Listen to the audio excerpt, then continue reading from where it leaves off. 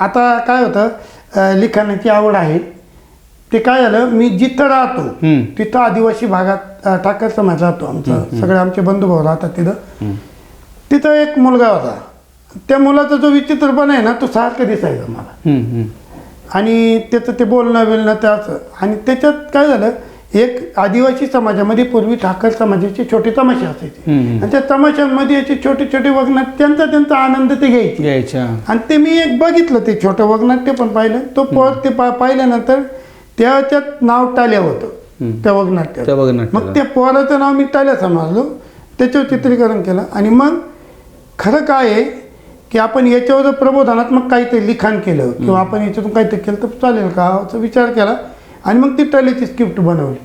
त्याच्यात असा उल्लेख होता की आदिवासी समाजातल्या मुलांना फॅसिलिटी आहेत, त्यांनी शिकावं, हा खऱ्या अर्थानं टाल्या नाटकाचा उद्देश आहे. आणि टाल्या नाटकामध्ये जे अंधश्रद्धा आहेत की आजही म्हणजे आता बऱ्यापैकी बंद झालं, साप चावल्यानंतर देवळात ठेवण्याची प्रथा असेल किंवा काही एखादा आजार असेल तर त्या आजाराला भगत वगैरे हे नको, तुम्ही त्याच्यासाठी दवाखानेच महत्वाचे, असा एक संदेश त्या टाल्या नाटकातून आम्ही दिलेला आहे. आणि सगळ्यात महत्वाचा शिक्षणाचा संदेश तर फार महत्वाचा दिलेला आहे. आणि ते टाल्या नावाचं नाटक करताना मी पहिल्यांदा लाजायचो, मी ती भाषा बोलतो, मी लाजायचो पहिल्यांदा.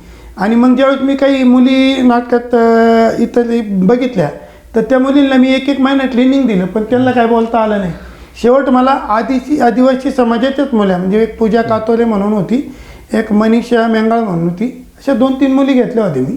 तर त्यांनी ते एक तर लाजायचं, स्वतःची भाषा बोलून स्टेजवर कसं यायचं त्या लाजायच्या.